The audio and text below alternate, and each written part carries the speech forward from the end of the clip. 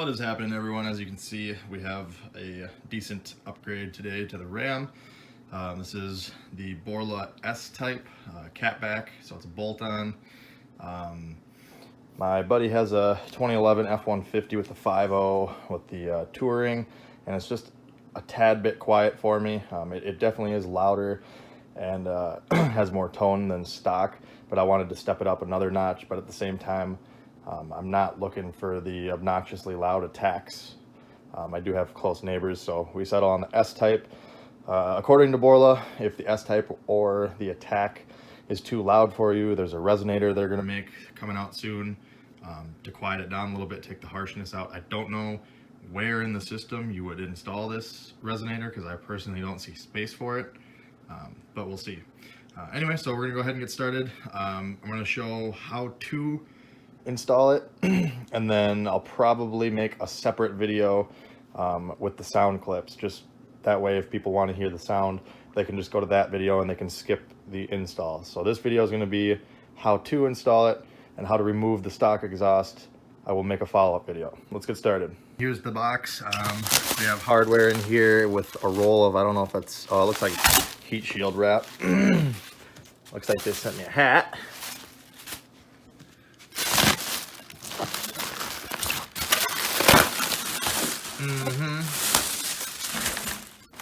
So I believe this kit is a 3-inch diameter from the Catback, and then when it splits into duals, it goes to 2.5 or 2 1/4. Here's the tips. These are a black chrome, so they do have like a shine to them. It actually looks pretty cool. I think it'll match well with the metal flake black paint of the truck. And as you can see, these tips are about twice as long as the stock ones. In my opinion, that's kind of needed. The stock ones are just a little short, and then of course it says Borla, and they say baby beds can't hold anything. Just one more quick shot here showing the stock exhaust. I believe the Borla exhaust, in addition to being longer tips, I think they're actually bigger diameter too, so pay attention to how the little cutouts are filled in right now. There's a probably 2-inch gap around them, 1.5 to 2 inch on both sides, so we'll compare it after. All right, here we are fully unboxed. We have both tailpipes with tips. And I'm assuming this is a connector pipe for shooting over, jumping over from one side to the other, leading from the muffler to one of the tailpipes. And then we have the muffler itself. So again, full bolt in kit, Catback. I will put a video or a link in the video description for this, as well as the exhaust hanger removal tool that we're going to be using, which is going to come in super handy. You can get them for like 20 bucks. I highly recommend it. It'll save you a lot of headache. So we're going to go ahead, let the stock exhaust cool for a little bit, and then start removing that. Borla did also provide installation instructions here. These are the tools we're going to need: 3/8 drive ratchet, 16mm socket, 15mm deep well socket, 13mm socket, a pry bar. They say a Sawzall. I'm not sure what for. I guess we'll find out. So I read through this here, and it sounds like you only need the reciprocating saw if you're having clearance issues getting the old exhaust out. We are going to prepare for maximum clearance right off the bat. We don't have a lift right now, but what we're going to do is remove the lower bolts or the lower nuts on both sway bar end links, one on each side. And then we're going to jack the truck up by the frame. That's going to allow the axle to droop. And having the sway bars disconnected is going to allow for even more droop, just in case we need a lot of clearance between the axle and the body. All right, so you could do either the lower or the upper nut for the sway bar end links, but quite long threads here. So I'm just going to undo them up there. I know these will come out nice because I've already had them loose for my coil spring airbag installation video, which if you haven't seen that, I will put a link in the description for it. All right, so even my extended jack stands maxed out are barely tall enough. I have like 1 pump worth of weight going up on the axle still, otherwise it's dropped. The tires are just barely touching the ground. You can see there's a huge fender gap now, so the axle is separated from the body. Got it standed and everything. Now we can go ahead and remove stock exhaust. All right, here we are under the truck. Looks like a factory resonator right here. We're right by the transmission and transfer case. I believe the part Borla was talking about, if you want to add a resonator later, would go from right here, which is the muffler, up to there, and would replace the stock resonator probably with a bigger one. I think the kit we're putting in is going to go from here back. So I'm going to check the directions quick. All right, it looks like what I was saying is true, so we're going to go ahead, now that the exhaust is cooled off a bit, use a 16 millimeter and loosen the 2 bolts on the inlet side of the muffler here.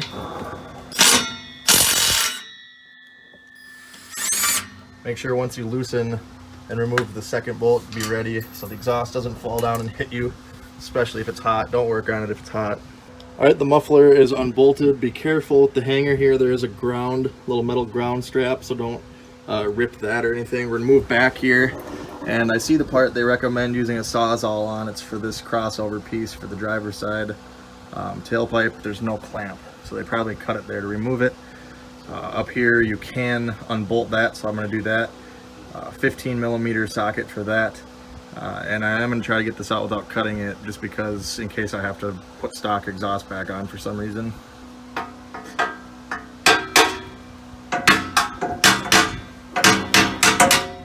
Alright, next we're going to get ready for removing the hangers.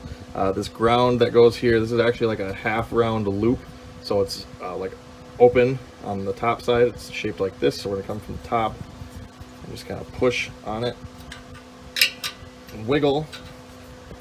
It should. Of course, I'm doing this with one hand, and there's a dog attacking me.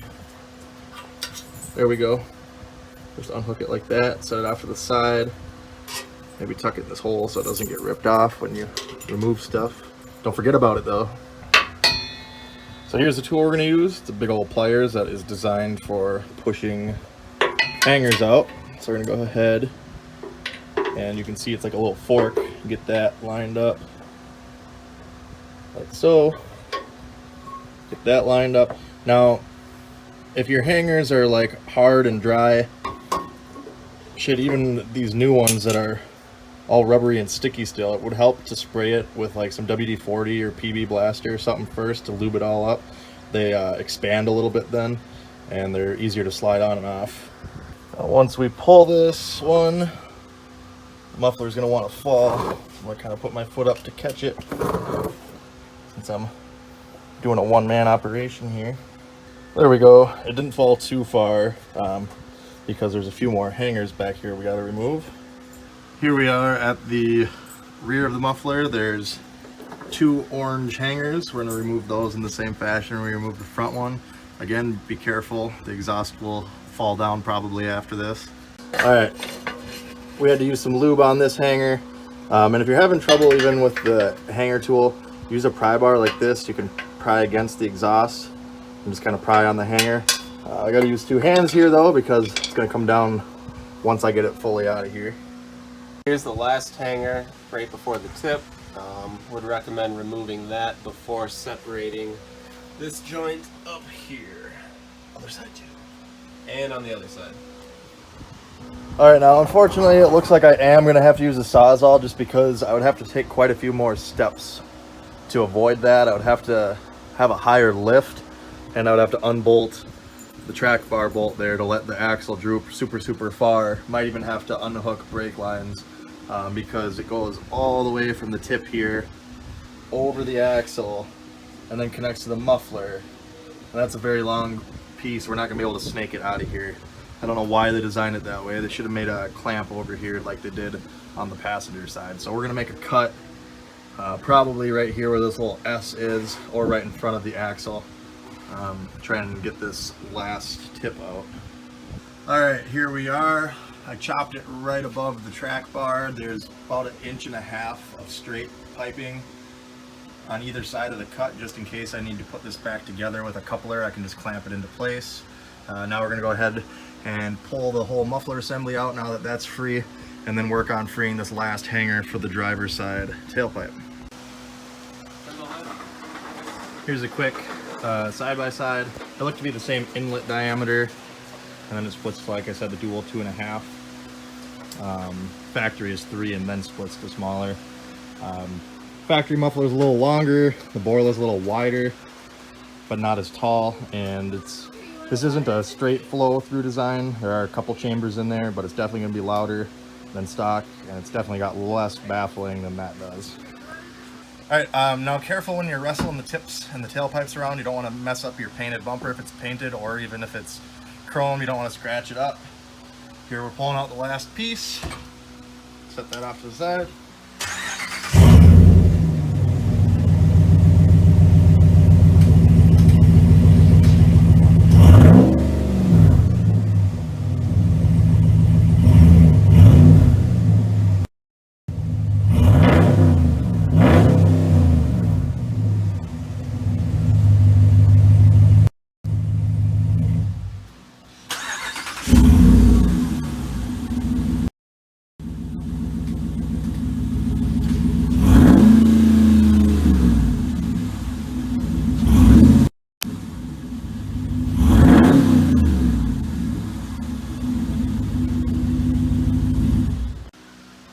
Alright, so surprisingly, the Borla kit does not include a new gasket, so I'd recommend picking one up from your local dealer. I'll post a link in the video description where you can get it. I'm going to try to reuse mine. If it leaks, then I'll order one, but for now, I'm just going to lift up on these tabs and then push down on the bottom ones. And it should come unclipped, and we're going to clip it onto the Borla.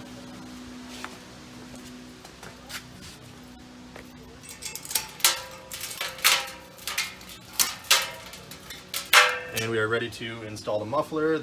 Borla says the first step is to connect the rear hangers. So we're going to install the rubber rear hangers first, followed by the front one, and then we're going to bolt up the front of the muffler to the resonator.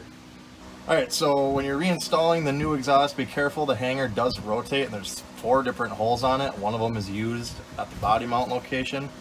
You want the hole exactly opposite from it, which is a smaller hole than the 2 on the sides. Otherwise, this is not going to be a tight fit. Gone ahead and sprayed the inside of the hanger with some WD-40 to help with installation. And putting them on is usually a little easier than taking them off. So we should be able to do this by hand. I already have the passenger side hanger in place. As you can see, with it lubed up, it goes pretty easily and quick. There we go, the rear hangers for the muffler are installed. Now we're ready to bolt up the front inlet. Alright, I lied, we do have to do one more hanger I forgot about here.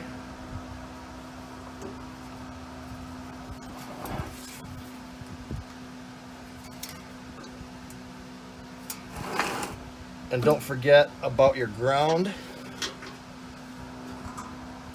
We're just gonna rotate it here, and we're gonna hook it to the new Borla hanger.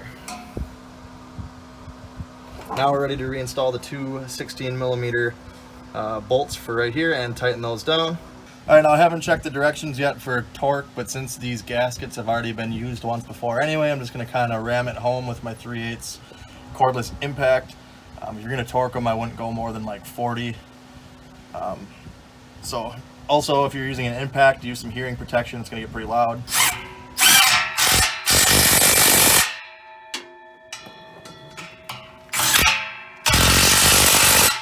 Alright, now we're going to install the 2 clamps on the muffler outlets. I'm going to install them with the nuts facing down so I can get at them with an impact on.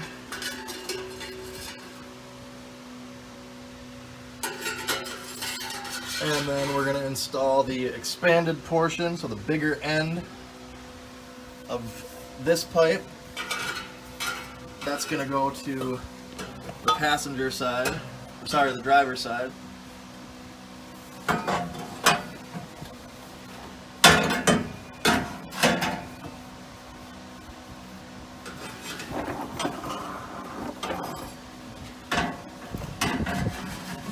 Like so. We're not going to tighten anything just yet. Alright, so we have the tailpipe with the R on it for the right side, passenger. We're going to leave this protective covering bubble wrap on for now until we get it in place. Come on. There we go. Just gonna wiggle it on. And once you get it in far enough, you should have the hanger lined up, which I've already lubed up again with some WD-40. And now we're gonna put that into place. We might have to make some fine tuning up there. I might not have it in all the way yet. We're gonna go check that out, but we're pretty close right now. All right, so we got the hanger in place. These aren't exactly perfect centered in the cutouts yet. Might have to loosen those 2 bolts up there that we already tightened just to get a tiny bit of wiggle out of it. But here's kind of a general idea. Now we're gonna do the same with the driver's side and then tighten down the 2 clamps after sliding them over the collars, and those tighten at 35 foot-pounds if you're gonna torque them. All right, before you do the driver's side tailpipe, don't forget to slide the last clamp on over the extender pipe. Yeah, I'm gonna angle it down so I can get to it a little easier.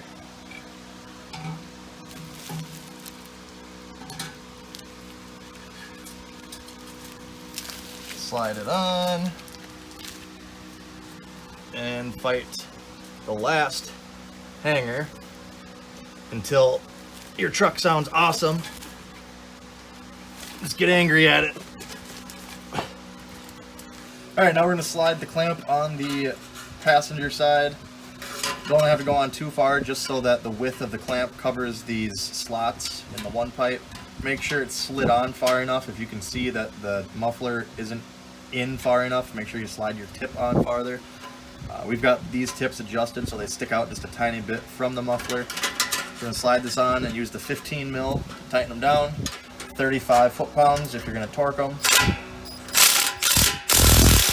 All right, now they also provide a heat shield with some peel sticky adhesive on it, and they say to install it directly above the differential on the driver's side tailpipe at the point closest to the brake lines. Well, this is the part closest that I can see. There's a little clip at this end right there, that gray clip, so you can't go any further over with it, which I would like to do because the brake lines also wrap around there in the frame, but this is the closest point, and that's the only piece of heat shield they supplied. So I think we should be okay though. The brake lines are steel, they're just coated in a rubber, so I think they just don't want that to melt. But we're about done with the installation here. We're just going to reinstall the, going to lower the truck down, get it off of the stands and the jack, and we're going to reinstall the sway bar end links, which I believe were a 16mm socket. All right, here we are tightening the sway bar end link bolts. Again, I would torque these probably to about 30 foot-pounds, give or take. And now we're ready. Now that we pulled the stands out, we can slowly lower the truck.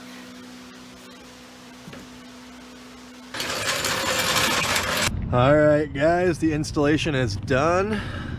It's actually been a few days. I ended in a weird spot because I was in a hurry, but here's an overview. As you can see, the tips are longer. They do stick out just a bit, which I like. You can kind of just barely see that it says Borla on the top. I know they're really dirty right now, but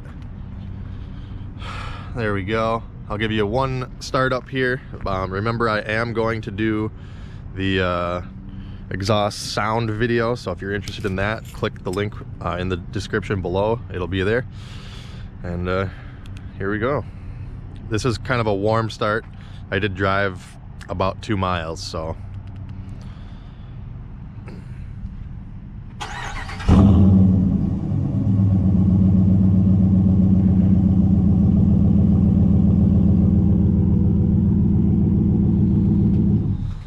All right, and that's that. If this video helped you out, make sure you hit that like button, subscribe, and hit the bell notification button for more videos like this. And please check me out on Facebook at Tony the Truck Guy. Thanks for watching.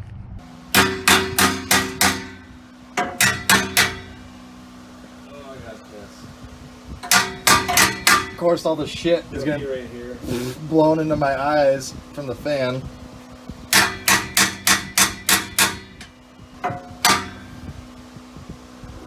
Maybe it's welded and it doesn't move. Right here.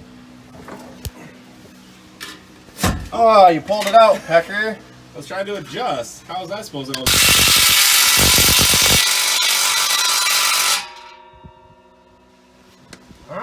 Huh?